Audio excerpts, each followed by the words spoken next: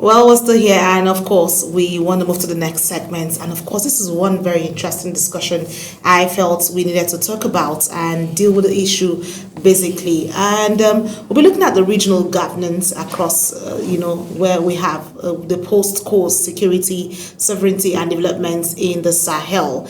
And there's a whole lot of conversation that we needed to talk about. And of course, it's a whole lot, and we want to take a dive, Mukhtar. Yes, of course, we're going to take a deep dive into one of the most defining geopolitical developments in Africa, and that is the rise of post-coup governance across the Sahel region. Well, looking at all of that, basically that has played out, we see that from Mali to Burkina Faso and Niger, military-led administrations are reshaping governance, security strategies, and regional alliances. But the big question is, are these changes that we've been seeing, are they stabilizing the region, or are they deepening the existing challenging gaps that we've seen in the region? Well, seeing all of this come into play, we have joining us is a researcher who has closely studied this transformation. We have DENGIYEIFA ANGALAPU, who's joining us all the way from the Netherlands. You are welcome to the program. It's good to have you join us. I know it's been a whole lot of activities for you, but thank you for your time, for you to be able to squeeze in to join us to have this conversation. Thank you for having me. Well, amazing to see you. Well, let's start from the basics. Well, from your research, examines the post-core governance across the Sahel. What exactly is really happening in this region from your perspective of your research work so far? So it's really very interesting that there are two basic perspectives about the Sahel. The first perspective about the Sahel is the view of those that are not living in the Sahel. There is also another perspective of the Sahel about those who live in the Sahel. So we have these competing views. For those who are outside the Sahel, like, the coastal West African state like Nigeria, Ghana, Cote d'Ivoire, Senegal, and all of those countries, you will see that the view about the Sahel is that of gloom. It's a very gloomy situation. Oh, they are now in a military rule. They are no more in a democracy.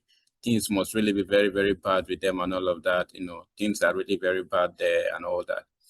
But there is also another view, of the Sahel, especially gotten from those that live within the Sahel. You realize that there you will see some glimpse of hope. People are talking about the reclaiming of sovereignty in the region. They are talking about hope about the control of their own resources. So it's a mixed bag. And that was what our research actually found out. So it's a mixed bag. And what our research tried to do was to see how we can come to a common ground. Look at what is happening in the Sahel from the eyes and mouths of those that live in the Sahel, and then look at what is happening in the Sahel. Also from what we hear from the outside and what observers say from the outside. And let's look at the middle ground and see and project what is really happening in the Sahel. So that was what we did with the research. Well, my colleague is here with me, Mukhtar, and he wants to flow with what basically this has for you. Thank you very much.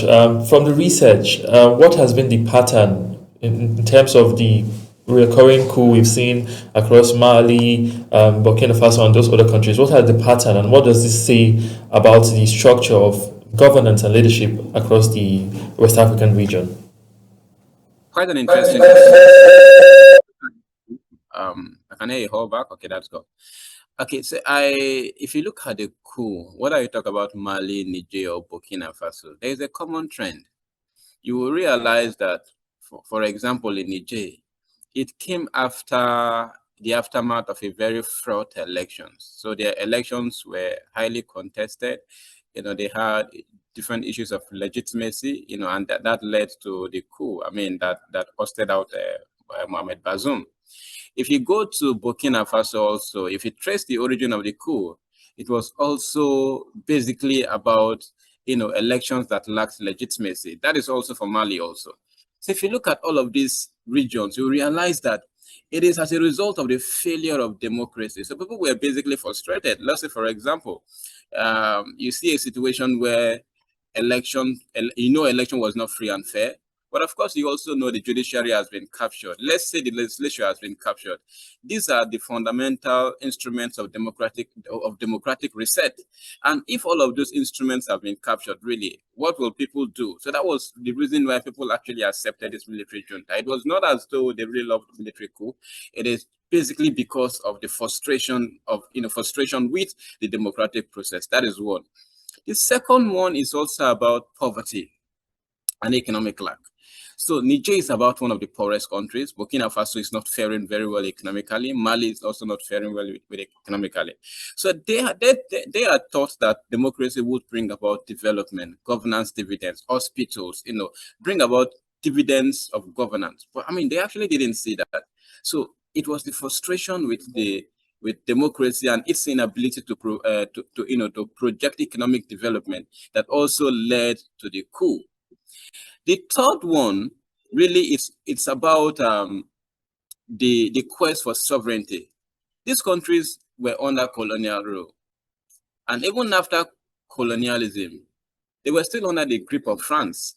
So France had this principle of assimilation where they were still very active in their colonies, trying to see how they enforce the rule in their colonies, interfere in governance and all of that.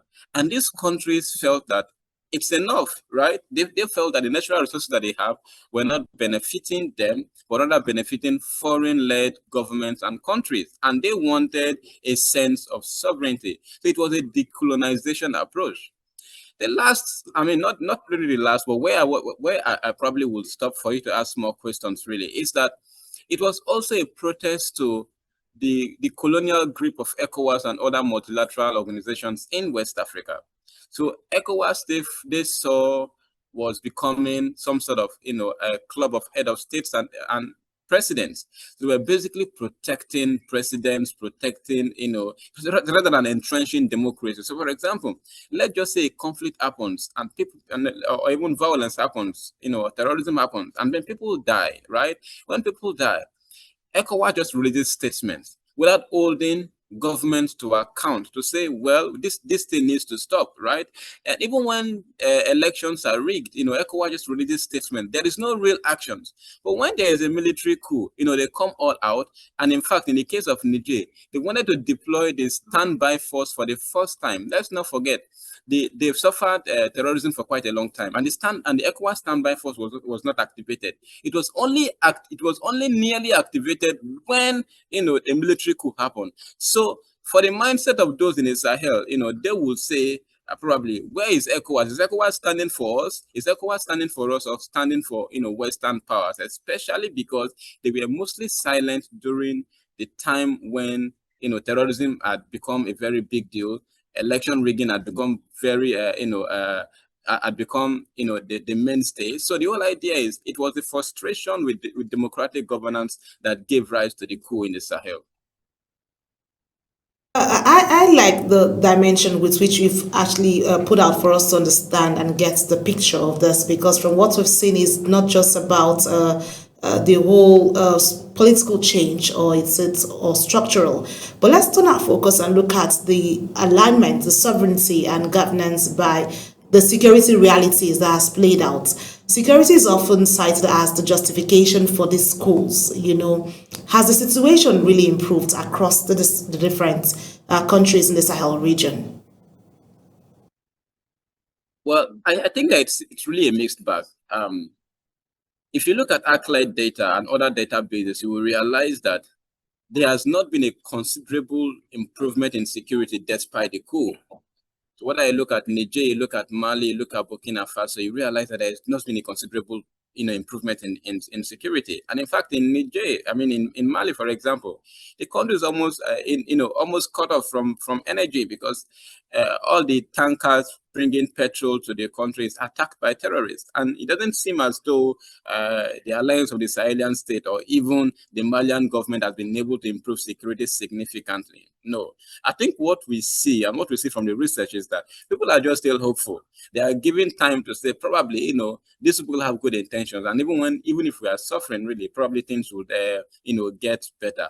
But considerably, security has not increased. Let's not forget, if you look at the trajectory of West Africa and even look at the Sahel, you realize that military governments alone and military kinetic strategies, use of military force cannot resolve the security situation in West Africa. It is very, very complex.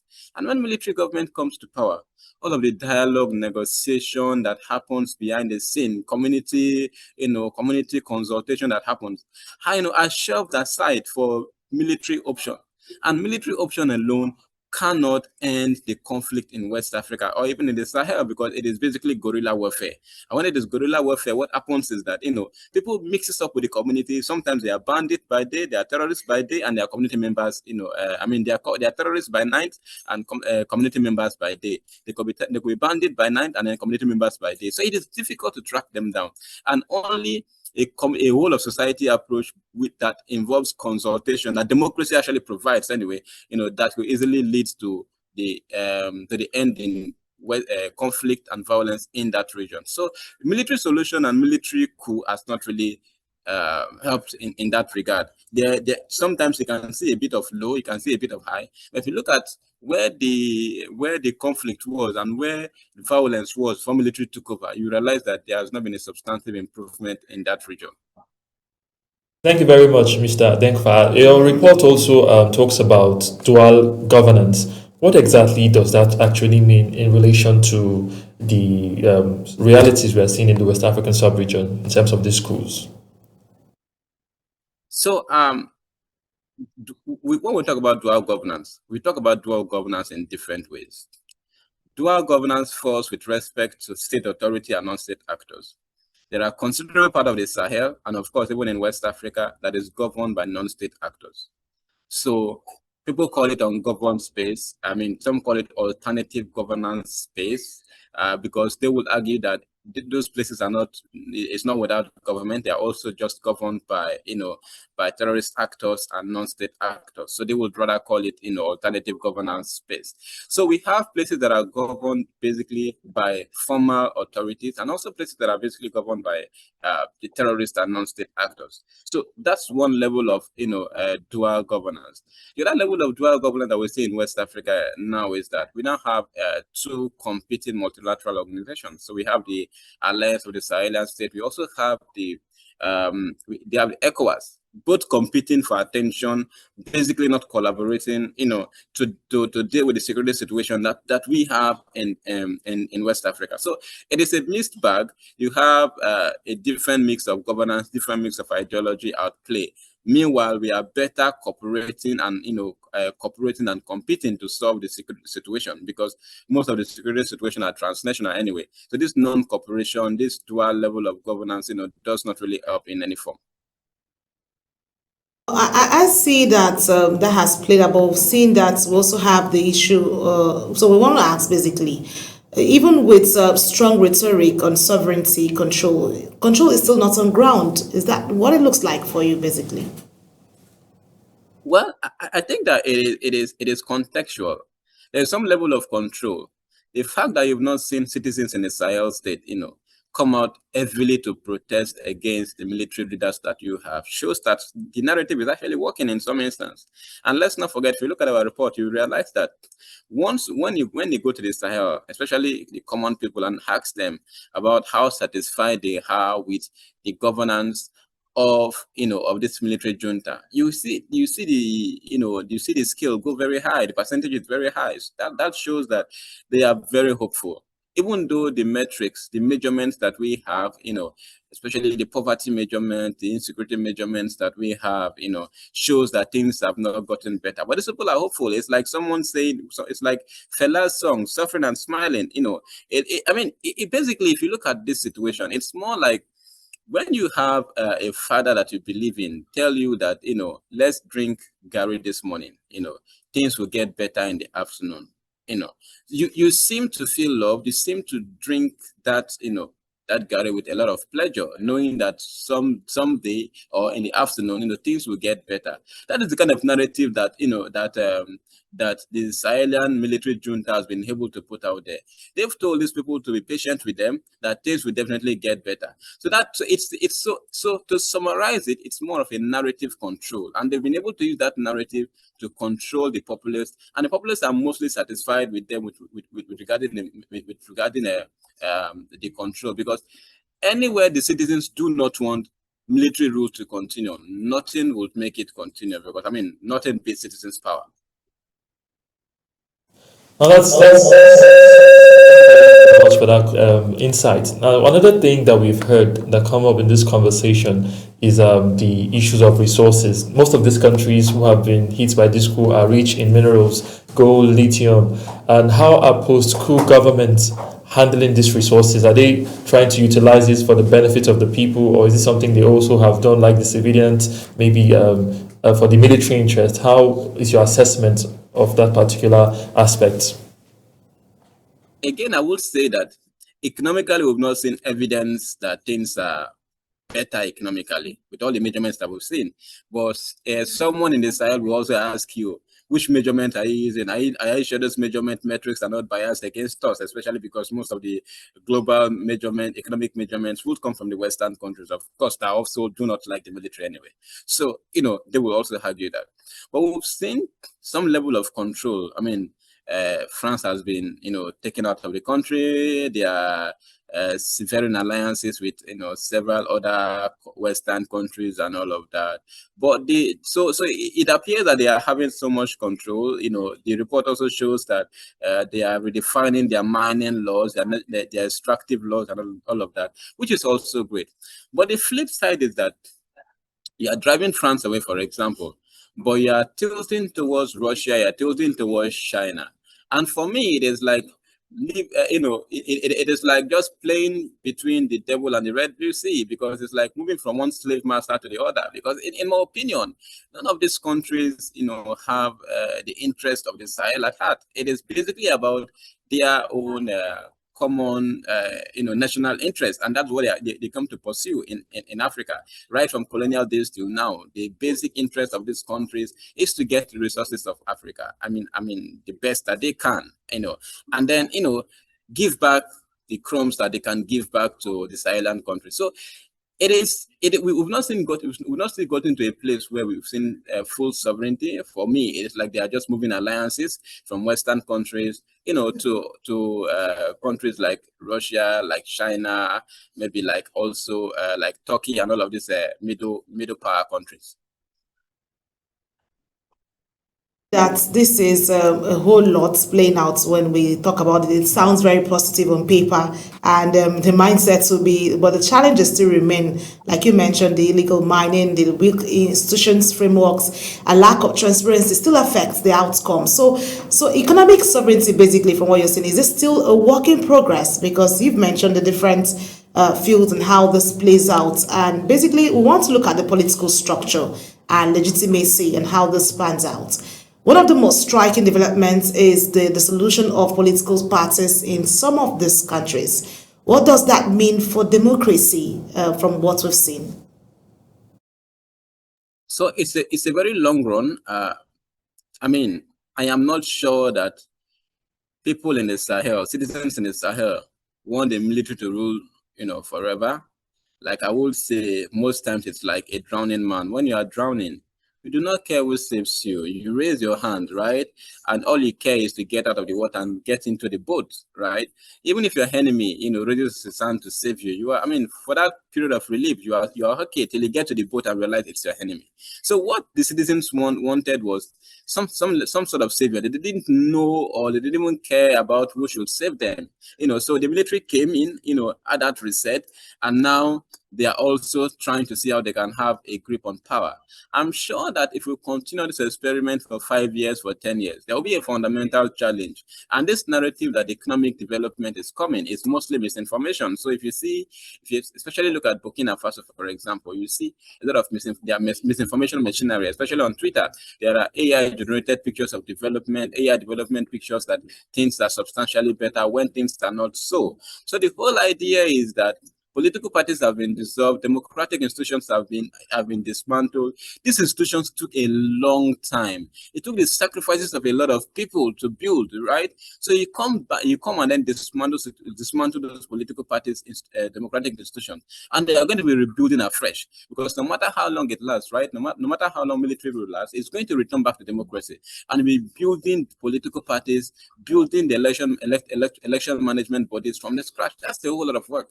So I think that it's not something that is good for the Sahel. It's something that I think, would require quite a lot of work. And I really wish the region the best of luck. It's not something that is good for West Africa as a whole.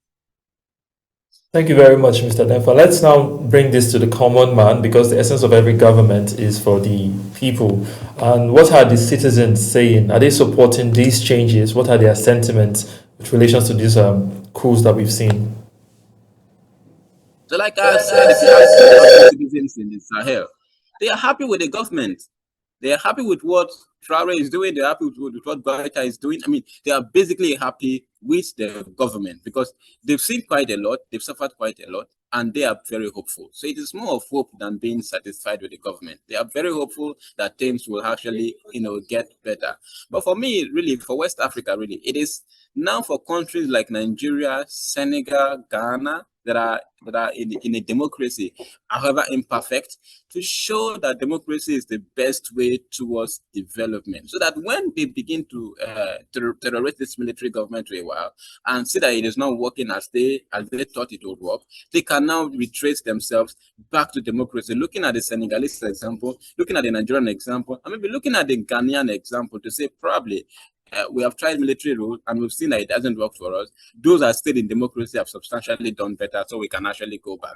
But for now, they are very hopeful, and there is hardly anything that you are going to say in the Sahel, that would change their mind. Maybe they say experience is the best teacher, so I believe that with time, a lot of things will unfold, and they will see the reality of military governance.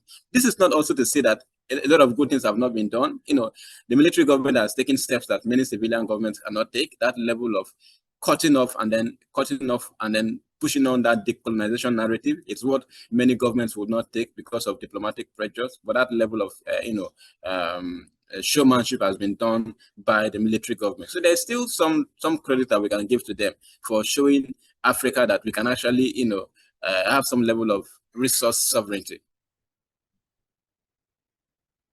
That this is one focus we cannot play with, basically, because we want to look at also the regional and international dynamics of all of this. How is this shift affecting neighboring countries, especially coastal West Africa, because you've mentioned the challenges, the faces. So how is this basically affecting the coastal West Africa region?